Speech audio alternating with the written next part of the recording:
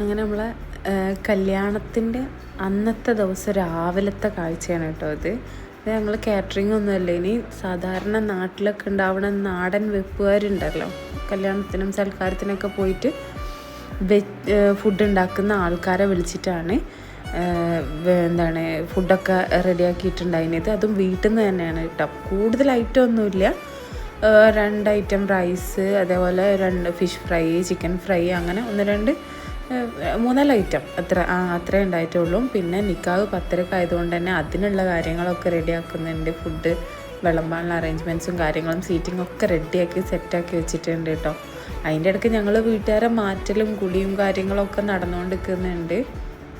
അങ്ങനെ ഞാൻ എൻ്റെ ഡ്രസ്സൊക്കെ അയൺ ചെയ്ത് വീട്ടിലെ പണിയൊക്കെ തീർത്ത് കുളിച്ച് റെഡി ആയിട്ടാണ്.